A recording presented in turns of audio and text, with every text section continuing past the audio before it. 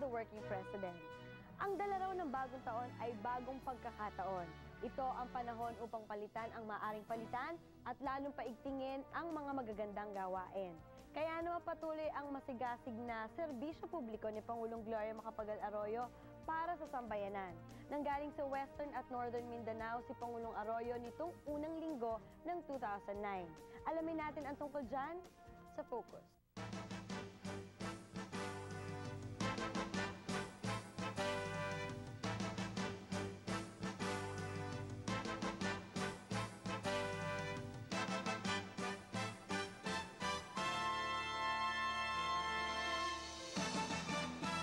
Pagpasok ng taong 2009, hindi tumigil si Pangulong Gloria Macapagal Arroyo sa pagbibigay ng serbisyo sa mamamayan. Ika-5 ng Enero, unang pinuntahan ni Pangulong Arroyo ang lalawigan ng Zamboanga del Sur upang personal na bisitahin ang bayan ng Midsalip. Happy talaga. Ako mismo, personal ko na siyempre probinsya ko ito na naman ang pinunta niya. Pumunta na siya last September. Ngayon, I think sa taong ito, ako yata ang una.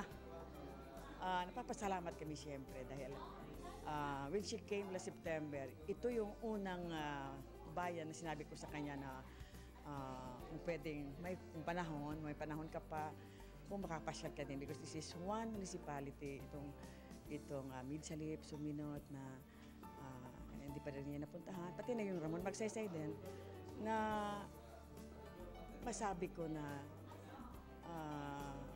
mahirap na bayan din na kailangan namin talaga ang tulong niya. Especially itong mga daan, no? Because talagang kaming mga local government units, hirap talaga kung sa daan na kami mag-aayos. So this time, makikita talaga ni Ma'am yung daan namin na talagang grabe ang mga daan dito sa mga bayan na ito. Yes, so far, ito yung pinakaunang Pangulo na dumalaw dito sa lungsod ng Midsalip. At saka masaya mga tao dito kasi first time to na experience nila na dumalaw dito yung ating mahal na Pangulo. Mula Maynila sa lungsod ng Osamis, unang lumapag si Pangulong Arroyo patungong Suminot, Zamboanga del Sur. Bahagi ng pagbisita ni Pangulong Arroyo ang windshield inspection sa Ramon Magsaysay, Suminot, Midsalip Road kung saan minamadali na ng Pangulo ang pagsasaayos sa nasabing kalsada. Sa buong buhay nila, no, ngayon lang nadalaw ang kanilang mga bayan na ni isang presidente before sa kanya hindi nakapag-isip.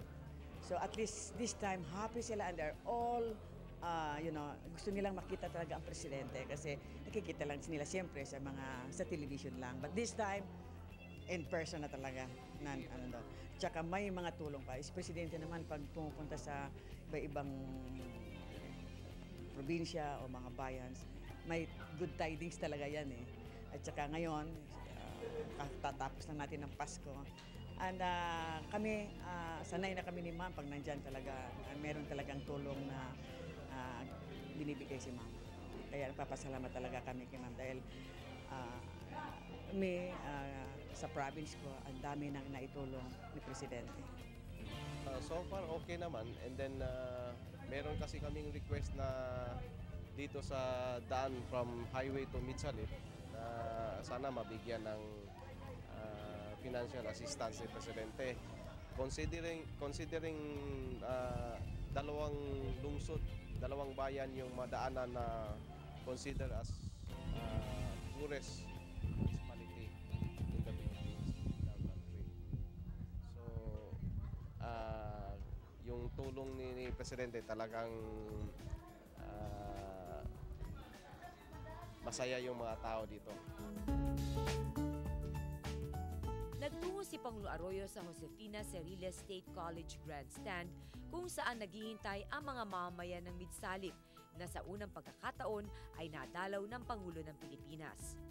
Namahagi si Pangulong Arroyo kasama ang mga lokal na opisyal ng Zamboanga del Sur ng Certificate of Project Turnover para sa improvement ng Farm to Market Road ng Purok 7, Sitio Lumangkon, Barangay Matalang, Midsalip, na pinondohan ng Department of Agriculture, Zamboanga Peninsula Integrated Agricultural Development Program.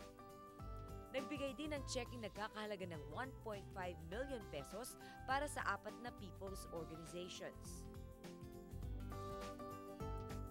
Matapos ang programa, nagtungo si Pangulong Arroyo sa Barangay Tiaman, bayan ng Bonifacio, Misamis Occidental, upang tignan ang katatapos na irrigation system na magbibigay tulong sa mga magsasaka ng bayan ng Bonifacio. Kasama ni Pangulong Arroyo si Agriculture Secretary Arthur Yap at mga opisyal ng National Irrigation Administration. Nagtungo din si Pangulong Arroyo sa balkonahe ng pamahalaang bayan ng Bonifacio kung saan naghihintay ang mga mamamayan ng Bonifacio na sabik makita ang Pangulo.